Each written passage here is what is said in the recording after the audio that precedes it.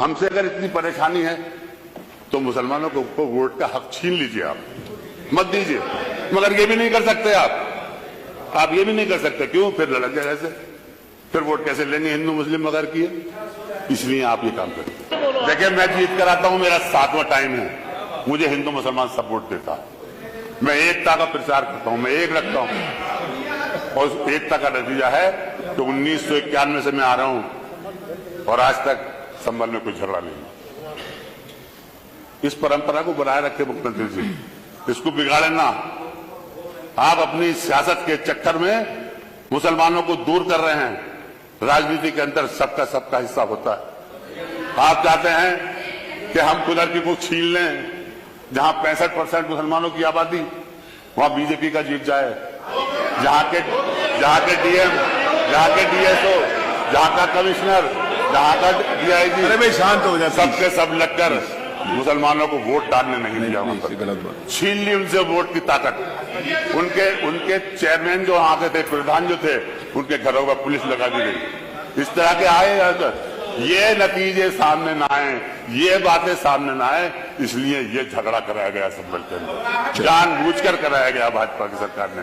मैं कहता हूं माननीय अध्यक्ष जी, मैं तो ये चाहूंगा बनकर, आप इस सदन के अध्यक्ष हैं, आप अपने साथ एक कमेटी लेकर चलिए, आप लेकर चलिए और देखिए जाकर संबंध में किसने क्या शुरू किया।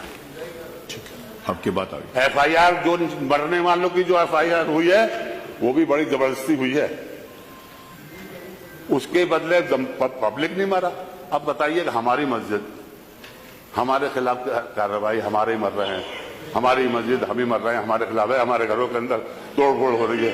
ये तो ये चाह रहे हैं 2700 लोगों को नामजद किया गया, 2700 लोगों के खिलाफ एफआईआर, एकदम बुरा हाल। नहीं भाई प्लीज, आप तो प्रदेश जवाब हैं, आप इस प्रदेश के मुखिया हैं, आपका फर्ज बन जाता है कि आप अपने प्रदेश के अंदर अमन शांति बनाए रखें, यहाँ कोई हिंदू मुस्लिम बात न हो, यह आपका फर्ज बनता है। इस फर्ज को निभाइए। मानने वाले आप मुख्यमंत्री ही नहीं, आप किसी पीठ के पीठेश्वर भी हैं। किसी भी जाति, किसी भी समुदाय, किसी भी धर्म के अंदर आपस में लड़ाने की बात कभी नहीं की गई, मेल जोल रखा गया। अरे हमने तो ये देखा, मान्यवर जवाब नहीं प्लीज, माननीय अध्यक्ष जी, हमने तो ये देखा कि हमारे आप गुजर साहब वहां से वहां पहुंच गए, अच्छी बात। माननीय अध्यक्ष जी, नंदकिशोर जी नहीं, हमने तो ये देखा 96 में नहीं, माननीय कल्याण सिंह जी की सरकार थी, 1996 में माननीय कल्याण सिंह जी की सरकार थी।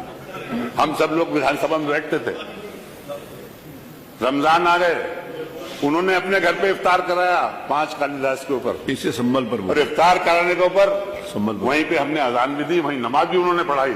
ऐसे बन जाइए आप भी, सब आपको गले लगाएंगे। छीन के क्या फायदा है? वोट क्यों छीन रहे हो? वोटों को छीन लो, प्यार से करो। या जितनी सुविधाएं आप हमें दे रहे हैं तो कोई एहसान नहीं कर रहे हैं। ये संविधान में लिखा हुआ, ये संविधान में लिखा हुआ, संविधान के अनुसार चलेंगे तो हम आपका सहयोग करें। मगर आप संविधान को भूल रहे हैं, इस द्वेष की नहीं, आप नहीं अलाउड कि आपको अच्छी बात नहीं है। प्लीज बैठिए, प्लीज। आप जो हैं नहीं, मंत्री नहीं है, आप किसी पीठ के पीठेश्वर हैं। उस फर्ज को भी अंजाम दीजिए। हिंदू मुसलमानों को लड़ाओ, हम हैं। अगर हमसे इतने अगर वो है, हमसे अगर इतनी परेशानी है तो मुसलमानों को वोट का हक छीन लीजिए, आप मत दीजिए। मगर ये भी नहीं कर सकते आप ये भी नहीं कर सकते। क्यों? फिर लड़क जाए ऐसे, फिर वोट कैसे लेंगे हिंदू मुस्लिम मगर किए, इसलिए आप ये काम करें।